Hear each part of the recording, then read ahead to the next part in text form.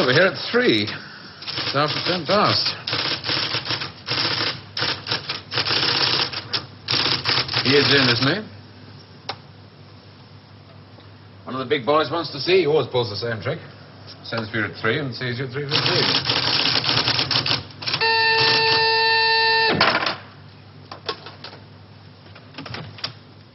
Mr. Larkin to see you, J.G.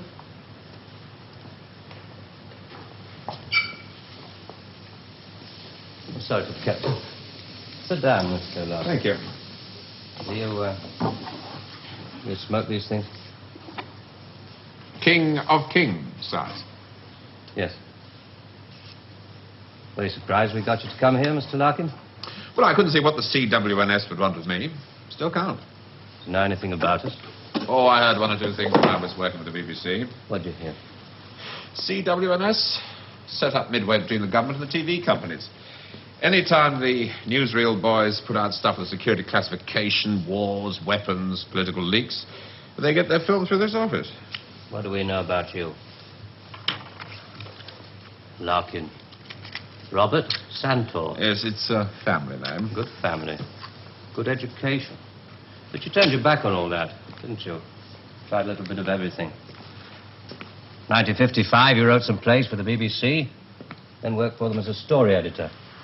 1961, you got a 3-year contract as a director, which you didn't renew. Oh, the BBC weren't paying money. Well, you're in the money now, aren't you? In 1968. There's your flat in Holland Park, your cottage in Hampshire, 2 children.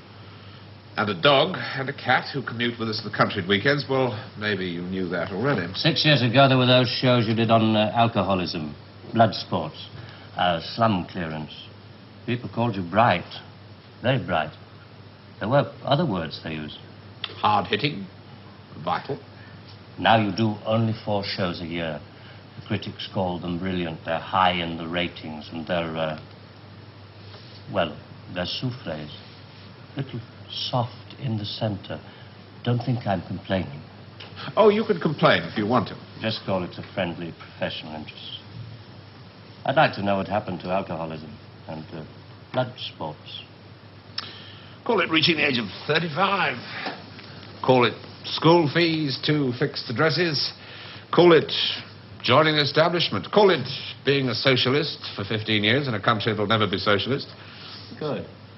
There's your wife, Rachel. You married the girl next door. Your 2 children, Rebecca and Daniel, nice little family. 3 years ago, you got yourself a girlfriend. It was serious. Where the hell did you get that from? Just tell me where it stops. Lasted for 18 months. Your wife never knew about it, even when you nearly decided to leave her. Who are you? It's the initials J.G., that's all I know. Never met you before in all my life. July the 25th, 1966. You finally decided to break it off with this woman. You said you loved her. You said you loved your children. It was 2 against 1. You had to add it up like that. Sorry, your cigar is burning my desk. Sheila told you all this? We have ways of finding things out. But why?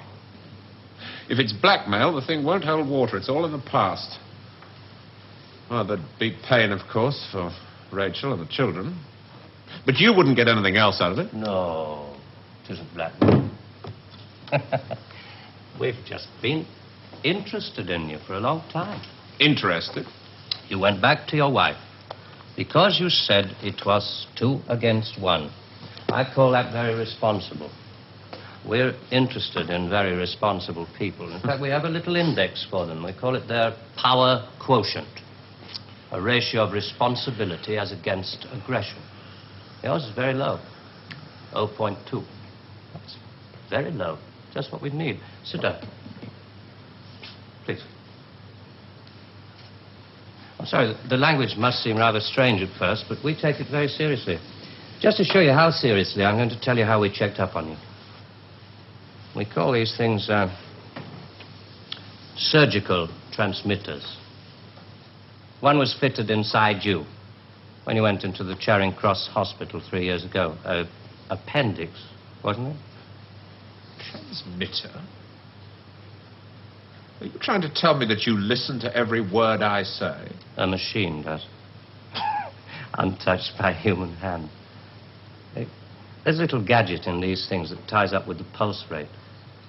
Puts a bleep onto anything that you're excited about saying. British. Power quotient, surgical transmitters, high-speed tape. It's Doctor Who. I'm for the real world, Jack. Good afternoon. I shall just have to give you an example. On July the 26th, 1966, you were talking to this girl, Sheila, about love. You said to her, I quote, "The kind of love I have for you, Sheila, well, it's bed love and it's more. It's staying in bed till 6 p.m. and saying I can't go to the office today. It's eating breakfast at twilight, laughing at leaves on the pavement." I don't believe there's any such thing as these surgical transmitters. You got Sheila to tell you all this, then you wrote it down the way I might have said it. You're a good guesser.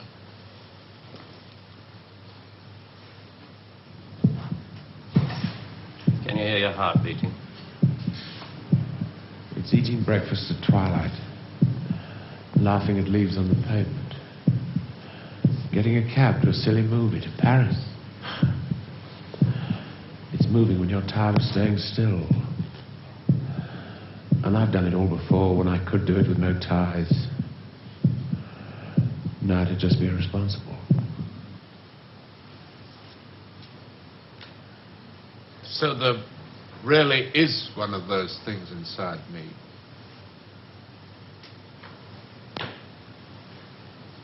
What do you want? We want people with low power quotients. We want them to work for us. Nothing more sinister than that. All this just to offer me a job. Special sort of job. The newspapers talk about the corridors of power, the power elite. Let's just say we'd like you to join the club. Oh. There's a vacancy in our newsreel department. We'd like you to help plan the news for 1973. Come again? Plan the news for 1973.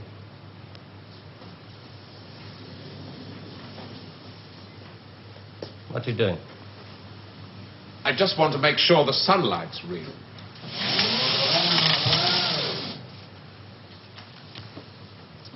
I always tell people, news is the most highly developed form of fiction. The most difficult. Come on. I just want to show you something. There's no obligation to buy. Really. News requires imagination.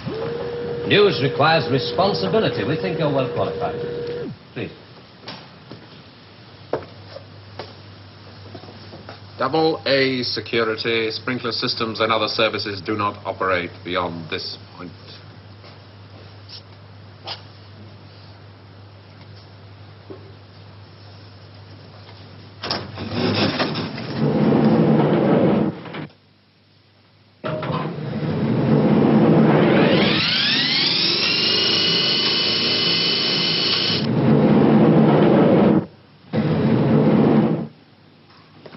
'73. We've only roughed out the news for 1973. Nothing's been given the go-ahead yet, but this is the kind of thing we have in mind.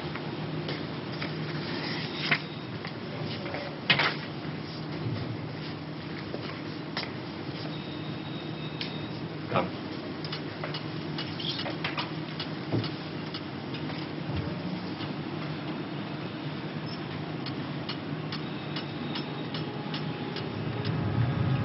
Today, April 14th, 1973. First historic pictures by Radstar of the combined U.S.-Russian landing on the moon. Shown here are Majors Webb and Mikhailovich taking their first steps into the unknown, firing their retro-rockets to land their spacecraft on the dust-covered surface. A comforting note for us stay-at-homes, both the Pentagon and the Kremlin have announced that the moon has no strategic value. A comforting note for us to stay at home.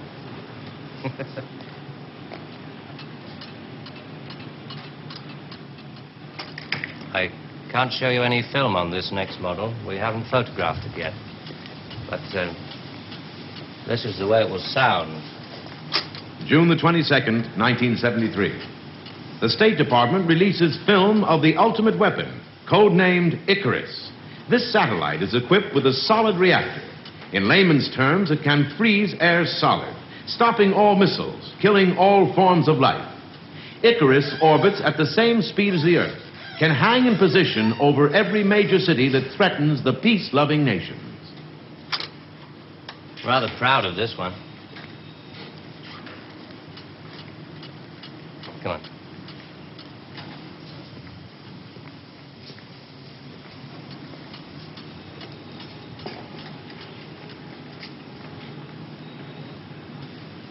Please, sit down, Mr. Larkin.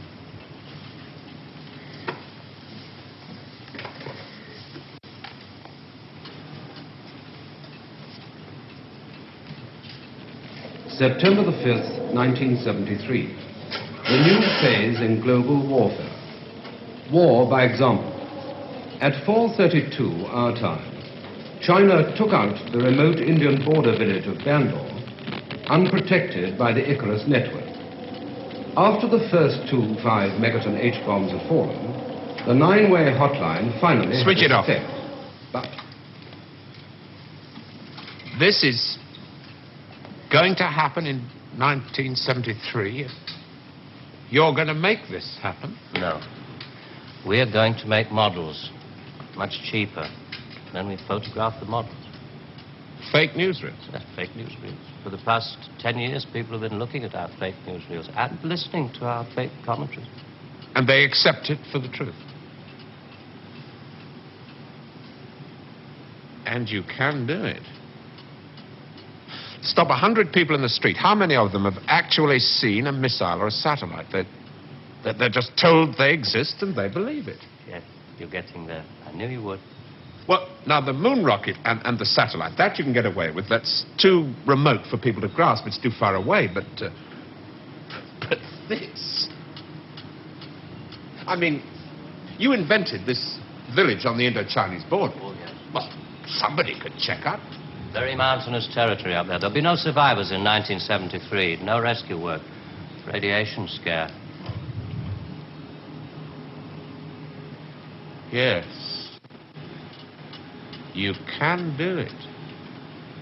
This could be the news for 1973. Not necessarily exactly like this.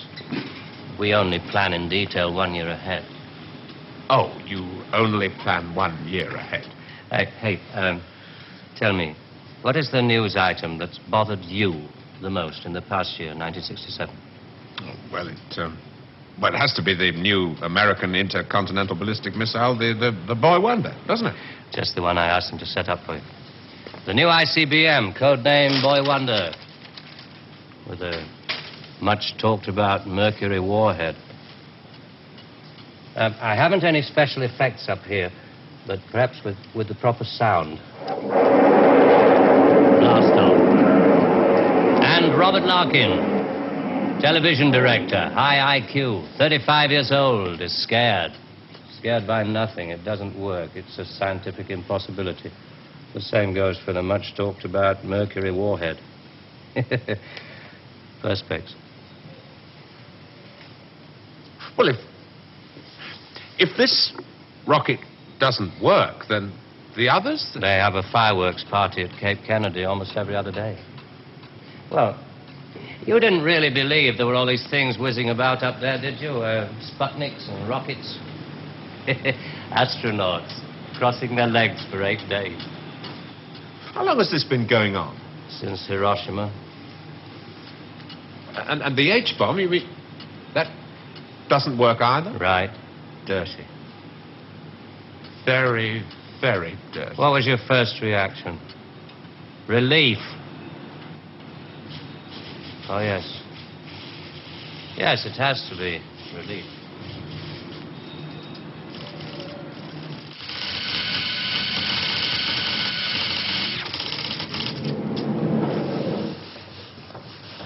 Only 12 people are allowed beyond this point. Most of them work in the photographic department, taking phony newsreel pictures of our models and processing film and so on. Sit down, please.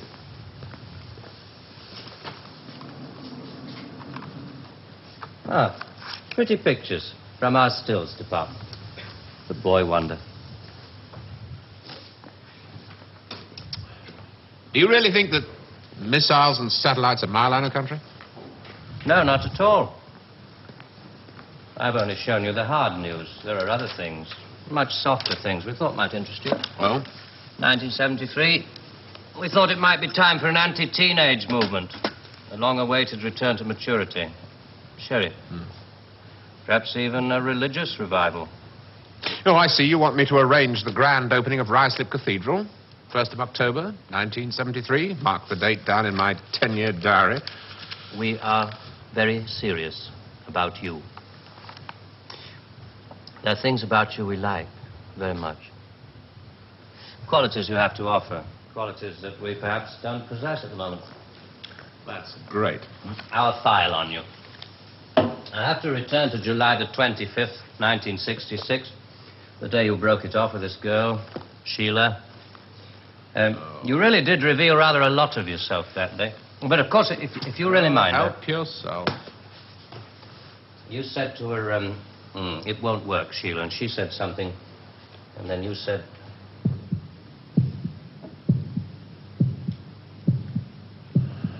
You remember I went away with Rachel and the kids to the seaside? It was midweek and this huge stretch of sand was empty. Just a circle of footprints around 3 sandcastles and tracks out to sea. The whole damn day of my family marked out in front of me. The sun was going down. Rachel kept calling the kids to get dressed. She picked up buckets and spades, corny bloody things like that. I was up at the car. I looked at those footprints and I knew those people were slipping away. There were things I could tell them. We rather like that bit about footprints. You see, in this job, some of us have got rather a long way away from the idea of footprints in the sand. Those footprints were made by my children. Now, you want me to scare the hell out of them with every bomb from A to H inclusive. Well, why? I mean, when did it all start? 1945. You may remember the Americans let off their 2 atomic bombs. Well, they didn't want other people doing the same thing. I mean, you do see that, don't you? Oh, I don't know. Well, to scare the people off, the Americans put it out, and the atomic bomb was halfway along the line to something much bigger, the hydrogen bomb. It didn't work. They spent 5 years in negative research. Well, what about the Russians? They're supposed to have quite a pile of these things. We were surprised when they started their tests. Then we got a few feelers from their Secret Service. Nowadays, we work very closely together. Oh, all these stories about spies going off to Russia. Mr. Philby, remember? Just good copy for the Sunday papers. Good copy. Well, the Chinese. I mean, they've just announced their bomb. Yeah, we played along with it. We recorded their phony explosion. We're rather hoping the Chinese will come along, complete the pattern, you know.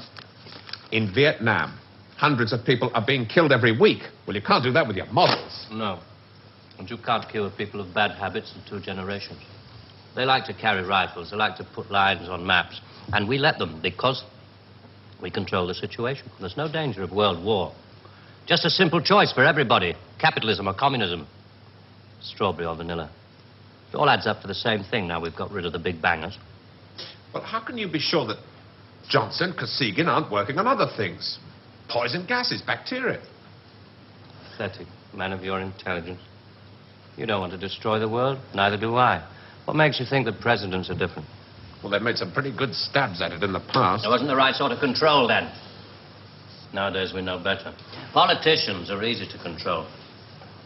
The grosser mentality boys who like to be photographed getting in and out of Daimlers in Whitehall. They come right at the bottom of our organization. A few rungs up the ladder, there are the people in the top secret factories. Just those in a position to know they're making weapons that don't really work. There must come a time when somebody wants to use one of those weapons. I mean, somebody is standing there with a finger on the button. Well, that's the beauty of it. Nobody presses the button. We control all the crises. We build them up and we shut them down. We. Again. Yeah, I'm coming to that. Near the top of the hierarchy, there are the economists, top civil servants, the top brass in the military. Those men who are supposed to view the nuclear tests and so on. And above them, CWNS. Right at the top. Classified World News Service. Just who the hell are you? It's obvious, isn't it? Just a very few of the top people in communications in every major country in the world. Oh, you mean you run all these magazines? No, of course not. We just get them to take some of our copy every week. Television is much more important to us. It all happens so quickly. You say you can put out what pictures you like on television. Doesn't anybody try to stop you? No, nobody wants to. 99.386% of the population wouldn't believe this conversation. And the rest are working for us. And they're the top minds, the really responsible people. They know they're guaranteeing the lives of their grandchildren the only foolproof way. Scaring the hell out of their grandchildren. Well, I won't buy it. You must admit there has to be some kind of control in this world of ours. Look at this. And remember that 1/4 of the world is starving. There are the full bellies and the empty bellies. Some of the empty bellies carry rifles. Well, we full bellies are getting a bit flabby. We're not very good with rifles anymore, so we've devised 2 ways to keep the empty bellies under control. One of them is this fictitious hydrogen bomb we've talked about. The other one is money. Enough money to fill some of the empty bellies and put a hopeful smile on the faces of the others. A great wall of money all around Britain. And it's no secret that the British economy is in trouble at the moment. So we have to put that right, too, to stay alive. We have to control the people in this country. Scare an ostrich, it buries its head in the sand. You scare a hedgehog, it rolls itself up into a ball. When a woman's frightened, she goes out and buys herself a hat. You mean you scare us so that we'll buy more, so that money moves quicker, production moves up? We don't say scare when we talk about human beings. We say threaten them emotionally. And there are all sorts of ways of not just the big ones like the hydrogen bomb. Overcrowd them a little with bad planning. Sell them too many motor cars. Anything to keep them a little bit removed from reality. Nowadays, people don't work for money. They work for the idea of money. They don't even love for love. They love for the idea of love. They only hate for the idea of hate. It took us 5 years to find a non-addictive drug, one we could pay off against the hard drugs. LSD. You marketed that? Oh, yes, of course. And for a very good reason. Some of these protest movements were getting a little bit too close to the mark. LSD gave them nice little hallucinations. Made them talk like 3-year-olds.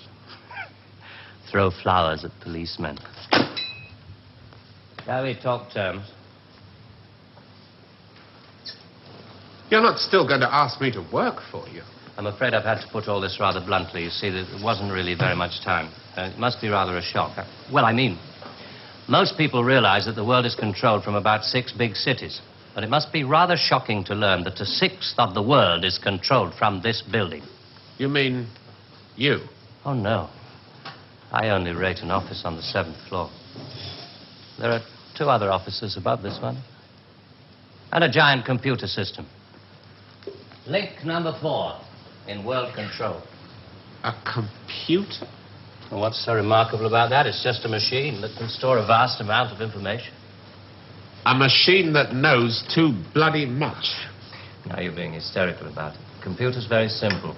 You feed data into it. Anything from the Wall Street closing prices to the North Atlantic weather reports. And you get decisions. That machine's taken you over. It's just a machine. Extra hands for the people who know how to control it. Well, This one above us, it's square in a box. Yeah, I suppose you could call it square in a sort of a box. Do you know why I go away at weekends? To get away from people in boxes. They live in boxes. They get their thoughts, their problems, and their answers out of boxes. And I like to get away at weekends because they're not people anymore. Now, you know all about me. My cottage in Hampshire. But did you know that there's a line of trees that goes right up past the house, and the noise they make is like the sea? Did you know that I find it difficult to sleep in the country? And I like to go and stand in the garden before dawn, and I feel good because I know that my wife and my children are asleep inside. And I like to go out and walk past the wet hedgerows until I can see pasture land and the smoke from the cottages in the This village. may be all very well for one of your grassroots programs, but I'm afraid time is running out. I ought to tell you, we pay a great deal of money.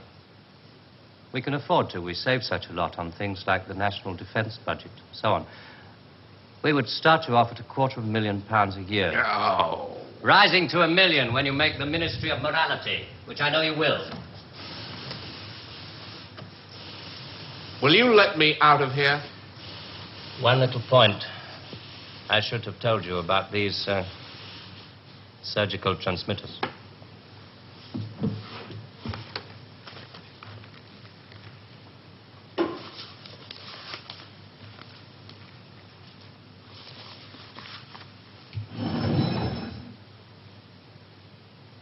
There's enough of this stuff inside you at this moment to kill 6 people.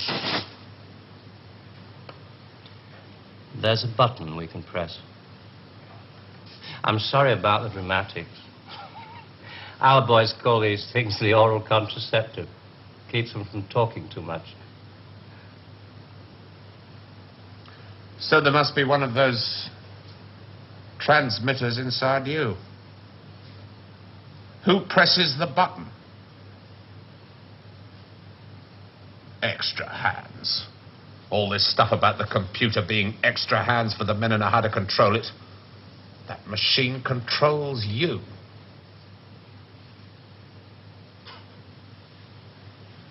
You start on Monday.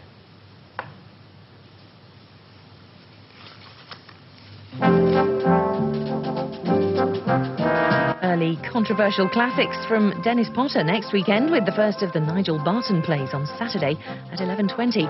But next tonight, Tony Palmer's very personal film looking at the relationship between pop music, youth culture, money and violence.